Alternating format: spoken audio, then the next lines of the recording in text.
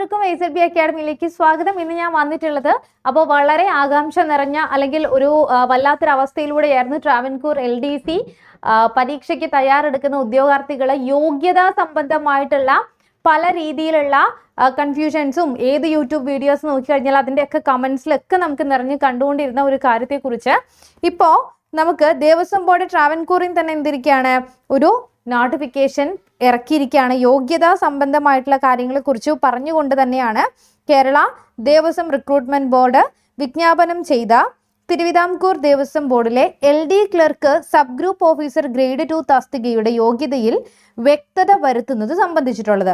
അപ്പോൾ ഓൾറെഡി നമ്മൾ ഇതിന് മുൻപൊരു വീഡിയോ ചെയ്തിട്ടുണ്ടായിരുന്നു. അതായത് നമുക്ക് PSCയുടെ ഇക്വലൻസ് വെച്ച് കമ്പ്യൂട്ടർ വേർഡ് പ്രോസസ്സിംഗ് എന്ന് പറയുന്ന ആ ഒരു സെയിം കോഴ്സിൽ തന്നെ PSC തന്നിട്ടുള്ള ഇക്വലൻസ് ഏതൊക്കെയാണെന്നുള്ളൊരു വീഡിയോ നമ്മൾ ചെയ്തിട്ടുണ്ടായിരുന്നു. അത് തന്നെയാണ് അവർ പറഞ്ഞിരിക്കുന്നത്. നമുക്ക് നോക്കിയടാ 1/9/2025 തീയതിയിൽ വിജ്ഞാപനം ചെയ്ത തിരുവിതാംകൂർ ദേവസ്വം ബോർഡിലെ LD clerk sub group officer grade 2 തസ്തികയുടെ യോഗ്യതയിൽ നിഷ്കർഷിച്ചിരിക്കുന്ന രണ്ടാമത്തെ യോഗ്യതയായ അംഗീകൃത സ്ഥാപനത്തിൽ നിന്നുള്ള കമ്പ്യൂട്ടർ വേർഡ് പ്രോസസ്സിംഗ് സർട്ടിഫിക്കറ്റ് എന്ന യോഗ്യതയ്ക്ക് തതുല്യമായി സർക്കാർ അഥവാ കേരള PSC അംഗീകരിച്ചിട്ടുള്ള മറ്റ് യോഗ്യതകൾ ഉള്ള ഉദ്യോഗാർത്ഥികൾക്കും പ്രസ്തുത തസ്തികയിലേക്ക് അപേക്ഷിക്കാവുന്നതാണ്.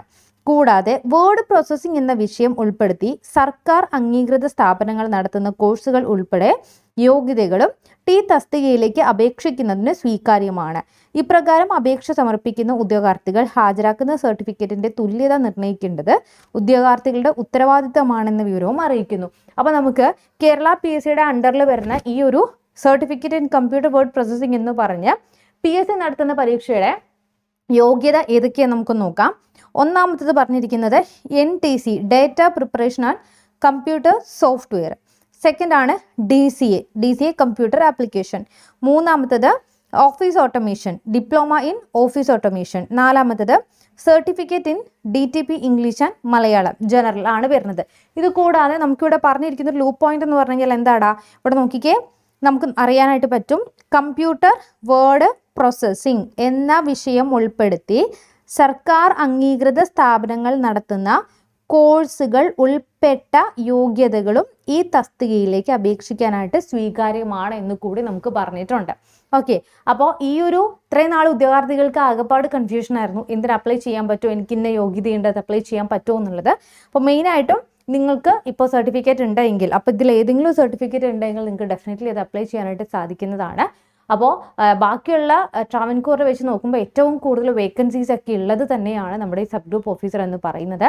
അപ്പോൾ ഓൾറെഡി നമുക്കറിയാം നമ്മൾ LDCക്ക് വേണ്ടിയിട്ടുള്ള ലോങ് ടേം ബാച്ച് ഒക്കെ സ്റ്റാർട്ട് ചെയ്തിട്ടുണ്ടായിരുന്നു. അപ്പോൾ ഇപ്പോഴും നമുക്ക് എക്സാം സംബന്ധമായിട്ടുള്ള ട്രാവൻകൂർ ദേവസ്വം ബോർഡ് LDCക്ക് വേണ്ടിയിട്ടുള്ള കോഴ്സുകളൊക്കെ നമ്മൾ പ്രൊവൈഡ് ചെയ്യുന്നുണ്ട്. അപ്പോൾ നിങ്ങൾക്ക് എന്തെങ്കിലും കോഴ്സിൽ ജോയിൻ ചെയ്യാൻ താല്പര്യം ഉണ്ടെങ്കിൽ നിങ്ങൾ എന്ത് ചെയ്താൽ മതി, ഈ ഒരു നമ്പറിൽ ഡയറക്റ്റ് കോൺടാക്ട് ചെയ്താൽ മതി. അപ്പോൾ ഇനി നിങ്ങൾക്ക് എന്തെങ്കിലും സംശയങ്ങളുണ്ടെങ്കിൽ കമൻറ്റ് ബോക്സിൽ നിങ്ങൾ കമൻറ്റ് ചെയ്യുക. അതുപോലെ തന്നെ ഗൂഗിൾ ഫോം നമ്മൾ കൊടുത്തിട്ടുണ്ട്, ജസ്റ്റ് എന്ത് ചെയ്താൽ മതി, ആ ഗൂഗിൾ ഫോം ഒന്ന് ഫില്ല് ചെയ്യുക. അപ്പോൾ നെക്സ്റ്റ് ഒരു വീഡിയോയിൽ നമുക്ക് വീണ്ടും കാണാം. അപ്പോൾ till then bye and thank you.